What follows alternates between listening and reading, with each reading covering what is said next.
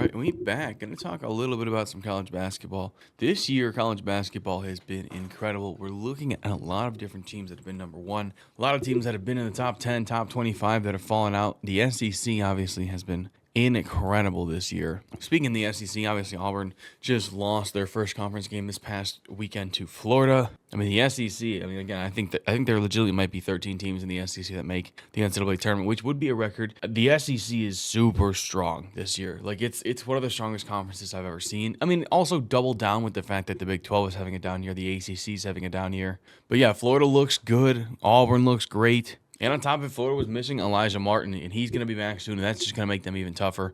Florida's not like they're the number 6 team in the country. They're, projected to be an Elite 8 team at worst at this point. Auburn, obviously, the number 1 team in the country. Florida is a big team. They want it more than they want it more than Auburn. They were stifling them on defense. Walter Clayton Jr. came back. He has been incredible for Florida. I'm not going to sit here and talk about Florida and Auburn and the SEC too much. They're 20-3, though. I mean, listen. And they have to go against Mississippi State next week on the road as well. The SEC's a grind, man. These past couple weeks, especially in conference play, have been some of the best college basketball I've seen this year. And it's been just SEC conference play, and I think it's been awesome to watch. But what I really wanted to talk about is some of the bubble teams. I'm going to talk about 5 bubble teams here. I'm going to talk about their stock and how they're doing. Listen, at the end of the day, it's a 30-game season, so not 1 week, not 1 game, but not even 1 month is going to determine the season. But at this point, there's I'd say 20-some programs that are on the bubble. Most teams kind of know at this point we're already in February, whether you're in or you're out. And I'm going to talk about the last 2 weeks of action dating back to the last stretch of January. Up is Texas. Texas, obviously, Trey Johnson is incredible. And the beginning of SEC play for Texas was not good, right? At A&M, Auburn, and Tennessee. But in the last couple of weeks, they've really doubled back and doubled down, and they upset both Missouri and A&M in late January. Lost to Ole Miss, but Ole Miss is another great team, and then they beat LSU. They're 4-6 in Q1 contests. Obviously, they lost to Arkansas. It doesn't help, but it's not going to send them out of the field, at least in my eyes. And at the end of the day, the rest of February and March, I think the entire SEC is Q1 at this point, if not almost all of it. And so there's not going to be a bad loss, and every game is an opportunity for a huge quad 1 win, and that's what you're looking for. A team I want to talk about that I don't think has gone up or down is Wake Forest. Wake Forest, you can't really afford to lose too many games in the ACC this year. Duke is really the only great team in the ACC. And so when you lose a game in the ACC this year, it's not that good. But marquee wins can flip you back and forth, right? Obviously, they haven't had a chance to do that yet. They fell to Duke and Louisville. Louisville, has bbeen good, if not great, at most points this season. But at the end of the day, those losses are sandwiched in between a 6-game win streak and another win against Pitt. They're 15-0 outside of Q1 wins, but they're 1-6 in Q1, and that's going to be the difference. So 16-6 is not a bad team. Obviously, they're a good team, but you have to start winning some of these Q1 games, or you have to win a lot more games, right? They have a very favorable slate going forward.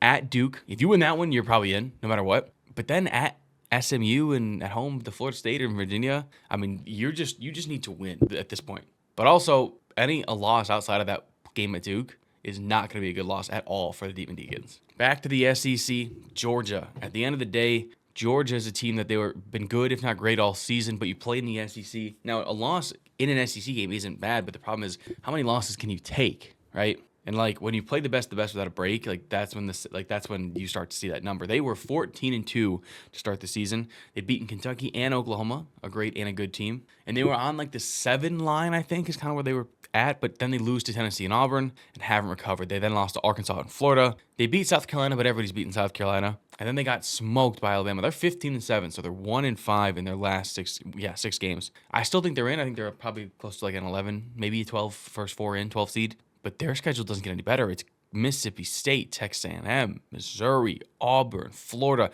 Every single one of those games is a ranked team. That's unreal. And the SEC, because of these mega conferences, you're not playing everybody twice. Last year, I don't think it was last year, but 2 years ago when the Big 12 was at 10 teams, you were playing each team twice, and that's 9 games for each team. You're at an 18-game conference schedule. You get a home and away. Now, the SEC is at 16 teams. You're not playing 30 conference games. So some of these teams you only play once, and some of these schedules are unbalanced. Same thing that happened in football we dealt with, but this is a brutal schedule for Georgia. Stock up on a team. We're going to go back to the Big 12. The BYU Cougars. They're not an NCAA tournament lock, but they're not just on the bubble, right? They lost to Utah in mid-January. Then they won 4 straight. Colorado, Cincinnati, beat Baylor, and beat UCF. And, maybe none of those teams are important to you guys, but at the end of the day, BYU had a single victory in quads 1 and 2 prior to that streak, and now they have 5. Each one of those teams is a Q1, Q2 game. And they have a pretty tough schedule, but also an opportunity to win some big games, right? They have to take on Kansas. They have to take on Arizona. They have to take on Iowa State. And they have a home against West Virginia. If they can split those games, that's what, 1, 2, 3, 4, 5. If they go 2 and 3, 3 and 2 in that stretch, I think they're a tournament lock. Going back to the Big Ten, a team that I don't think has gone anywhere yet, up or down, Nebraska. They're a prime example of the roller coaster. Late January, they lost to both USC and Wisconsin. And that bookended a 6-game losing streak. But at the end of the day, they were 12 and 2, fell all the way to 12 and 8. But then they went on the road and beat Illinois and Oregon, 2 top 25 consecutive teams. And at the end of the day, you want to go from here to here. That's how you do it. And the rest of the schedule is not going to be easy, right? Maryland, Michigan, and a home and home with Ohio State. But they're in the bubble, right? Maryland's obviously a great team. Michigan's obviously a great team. Ohio State is a good team. So you win 2 or 3 of those, maybe even all 4, you're definitely in the tournament. Finally, back in the ACC, another team down, the Pitt Panthers. Again, we've talked about the ACC ad nauseum in terms of their lack of talent this year outside of Duke and maybe some Louisville and maybe some North Carolina if they can figure it out. But the ACC is having a down year, right? There is a razor-thin margin for error. And unfortunately, you really can't afford to lose too many games if you're a team like a Pitt or Wake Forest. But Pitt, however, they lost to Virginia at the beginning of February, and they lost to Wake Forest, which Wake Forest, another team battling for an at-large bid. There's no marquee games left for Pitt, and they're already 1-5 against Q1 teams. Pretty much they have to win out, snag a couple of tough road games at North Carolina, SMU, and Louisville, or make a deep run in the NCAA or the ACC tournament like NC State did. But damn, bro, it is looking dangerous for Pitt. But again, that's all I really wanted to talk about. I love college basketball, obviously, with some of these sports coming to an end. We're really getting into basketball season. We're getting into baseball season, too. Baseball season is obviously really fun. Sports in general are just fucking awesome, man. If you guys enjoyed this, make sure to comment down below. Make sure to tell me what you guys want to see me do next, whether it's any type of video rebuild, yada, yada. You know how it goes. Make sure to like and subscribe. And YouTube thinks you're going to like this video. Find out if they're right.